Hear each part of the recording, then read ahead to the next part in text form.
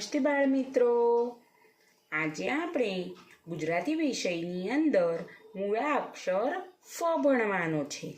ફ પરથી ફટાકડાનો ફ. તમે બધાય દિવાળીની અંદર ફટાકડા તો ફોડ્યા જ હશે. તો ફ પરથી ફટાકડાનો ફ. ફ પરથી ફ્લાવરનો ફ. તમે બધા શાકભાજી ખાઓ છો ને? શાકભાજીની અંદર ફ્લાવરનું શાક હોય છે ને, એને શું કહેવાય? ફ્લાવરનો ફ. ફ પરથી ફરકડીનો ફ. ફ પરથી ફૂલદાનીનો ફ. ને ફ પરથી ફણસનો ફ. તો બાળકો, આજે આપણે મૂળાક્ષર ફ ભણવાનો છે. તો ડિસેમ્બર મહિનાની ચોપડીની અંદર બધા બાળકો પાન નંબર 10 ખોલો, જેના પર ફ મૂળાક્ષર આપેલો છે. મારી સાથે તમારે મૂળાક્ષર ગૂંથવાનો છે અને ત્યારબાદ યોગ્ય લીટીની અંદર મૂળાક્ષર ફ લખવાનો છે.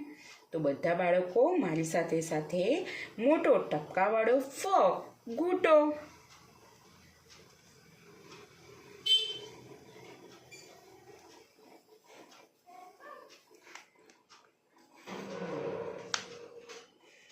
ફ. ફટાકડાનો ફ. ફરકડીનો ફ. ફ ફ્લાવરનો ફ. ફ ફટાકડાનો ફ. બાળકો, હવે આપણે પહેલાં ટપકા જોડી લઈએ. તો ટપકાની ઉપર બધા બાળકોએ સરસ રીતે પેન્સિલ ફેરવવાની છે અને ટપકા જોડવાના છે. સરસ રીતે ટપકા જોડીને મૂળાક્ષર ફ આપણે લખવાનું છે. હવે આપણે ફ કેવી રીતે લખવાનું છે તે જોઈએ. પહેલાં શું પાડીશું આપણે? કમળનો ક. કમળનો ક પાડ્યો. હવે આ પાછળની લીટીને ગોળ વાળીને પાછી નીચે લઈ જવાની છે.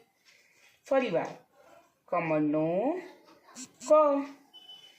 પાછળની લીટીની અંદરની બાજુએ ગોળ વાળીને ત્રાસ લીટી કરી દેવાની છે. ફરકડીનો